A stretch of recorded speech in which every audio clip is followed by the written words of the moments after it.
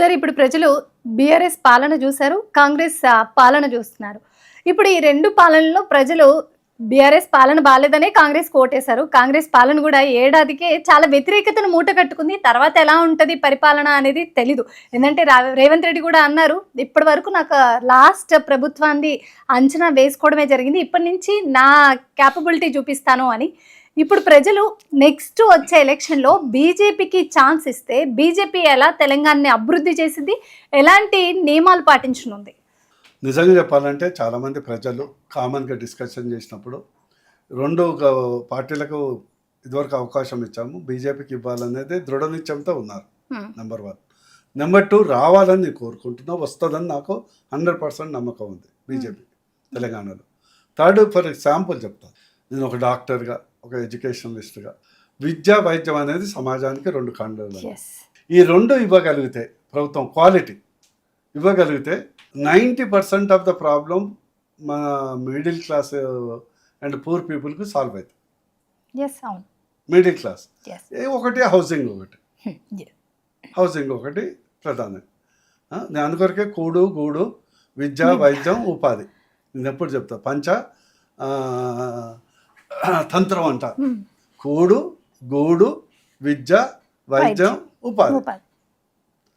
కూడు ప్రాబ్లం లేదు, food scarcity ఇప్పుడు లేదు, లేనోడు కూడా మాకు ఫ్రీగా ఇస్తున్నాం. గూడు ప్రధాన సమస్య middle class, lower middle class. విద్యా వైద్యం more important. For example hospitals ఉన్నాయి, 80% ఆఫ్ ద పీపుల్ ప్రైవేట్లో చేసుకుంటున్నారు. ఎందుకు పోతున్నారు? గవర్నమెంట్ హాస్పిటల్లో సరైన చాలా చాలా చండాలంగా, అంటే మురికి, శానిటేషన్ ఉండదు, డాక్టర్స్ కూడా లేరు. చాలా డాక్టర్స్ ఉన్నా కూడా సరైనటువంటి పరికరాలు లేవు. డాక్టర్స్ కొరత ఏం లేదు, ఫ్యాకల్టీ లేదు సార్. చాలా మంది నర్సులు డెలివరీస్ చేసి బాలింతలు చనిపోయిన కేసెస్ కూడా ఉన్నాయి, మనం చాలా చూస్తున్నాం. 100% నువ్వు చెప్పింది కరెక్టే, కానీ మిస్ మ్యాచ్, డాక్టర్స్ లేక కాదు, మిస్ మ్యాచ్. ఇన్ఫ్రాస్ట్రక్చర్ చాలా అధ్వానం. ప్రాణం అనేది అందరికి తీపే కదా. అవును, బిచ్చగాడి నుంచి బిలియనర్ వరకు అందరికి ప్రాణం తీపే కదా.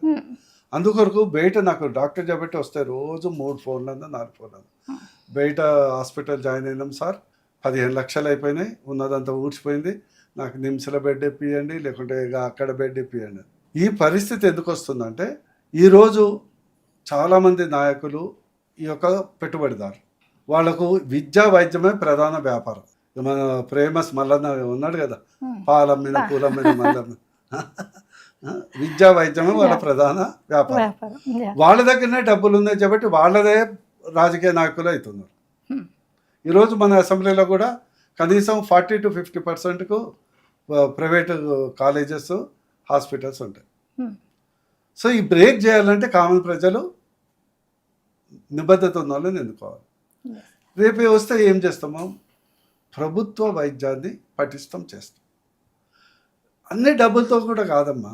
నేను ఇదివరకు ఎన్నోసార్లు ఎంపీగా ఉన్నప్పుడు కూడా అనేక బ్లూ ప్రింట్లు రాసి ఇచ్చాము. ఉద్యమ టైంల నుంచి హెల్త్ బ్లూ ప్రింట్ తెలంగాణ ఎట్లా ఉండాలి అనేది కూడా చేశాము.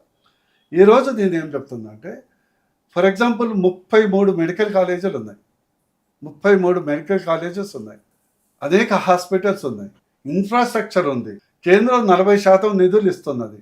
దీన్ని పద్ధతి ప్రకారం వాడుకుంటే, టెక్నాలజీ యూజ్ చేసుకుంటే, డిజిటల్ టెక్నాలజీ యూజ్కుంటే 80% పాపులేషన్కు better care in government hospitals ఇవ్వచ్చు.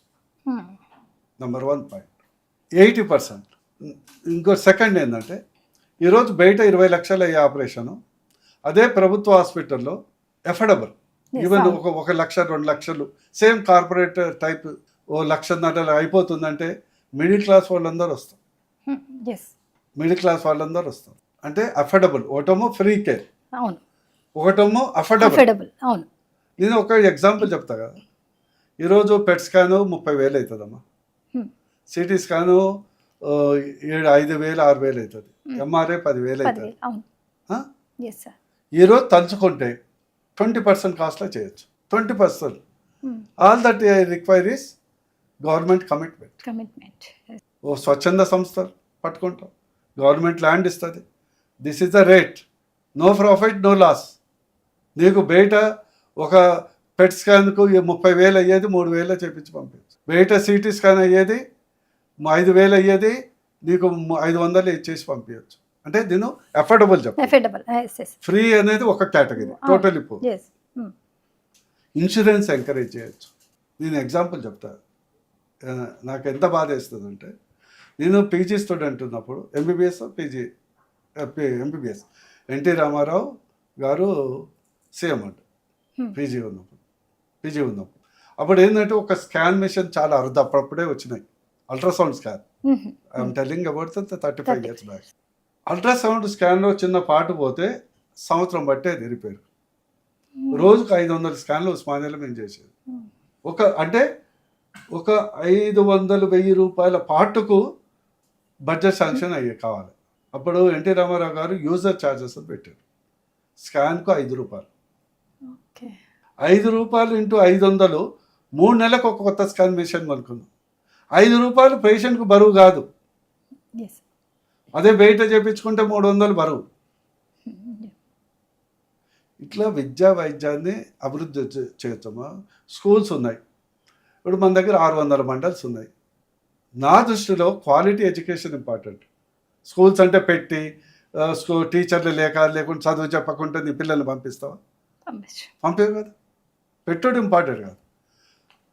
మండలానికి 2 స్కూల్స్ పెట్టేసి బస్ సర్వీస్ పెట్టు. ఈరోజు నేను తెలంగాణ వచ్చినాక ఫస్ట్ కేంద్రీయ విద్యాలయ భువనగిరికి తెప్పించుకున్నాను. కొట్లాడి ఫస్ట్ కేంద్రీయ విద్యాలయం. మరి ఈరోజు దాదాపు 500 నుంచి 1000 మంది స్టూడెంట్స్ చదువుకున్న కొత్త బిల్డింగ్ అయిపోయింది. ఇప్పుడు ఈవెన్ మిడిల్ స్మాల్ టైపు స్కూల్లో కూడా సంవత్సరానికి 40,000 50,000 ఫీజు ఉందా లేదా? ఇక కార్పొరేట్ అయితే 6 లక్షలు 7 లక్షలు, కొన్ని అయితే 12 లక్షలు పిల్లగానికి. Second class, third class, fourth class. మరి 40,000 50,000 కట్టేటోడు ట్రాన్స్పోర్ట్కి ఒక 5,000 కట్టుకొని అదే అంతకంటే బెటర్ కాలేజీలు ఉంటే ఎందుకు చేయించుకోవాలి? నేనేమంటాను, నిబద్ధత. ఇదేమో బిజినెస్. ఇప్పుడు అత్యధికంగా నాయకులకు ఏంటంటే విద్య వైద్యం అనేది మీకు తెలుసా? వైద్య and medical college business per annum తెలంగాణలో 45,000 కోట్లు అవుతుంది. కోవిడ్ టైంలో ప్రజలు దాదాపు 23,000 కోట్ల ఆస్తులు అమ్ముకొని హాస్పిటల్ పెట్టి 23,000 కోట్లు కేవలం 3 నెలలు.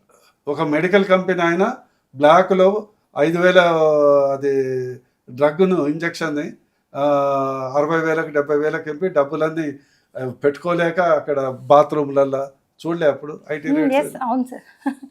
ఇట్లాంటి వ్యవస్థ కంట్రోల్ ఒక నిబద్ధ మోడీ గారు ఉంటే ఇవన్నీ ఆటలు నడుస్తాయా స్టేట్లో? మోడీ గారు లాంటి వాళ్ళు ఉంటే అవుతుందా? చాలా చండాలం. పైకి వస్తుందని మీకు అర్థం కాదు. ఎందుకంటే నిజంగా చెప్పాలంటే ఒక మనసున్న నిబద్ధత గల రాజకీయ నాయకుడికి ఎంత పైకి పోతుంటే అంతా బాధలు మొదలైతాయి. Thank you so much sir. మీ వాల్యుబుల్ టైం మాకు ఇచ్చి మీరు ఇంత చక్కగా మాకు వర్ణించినందుకు thank you so much. Thank you.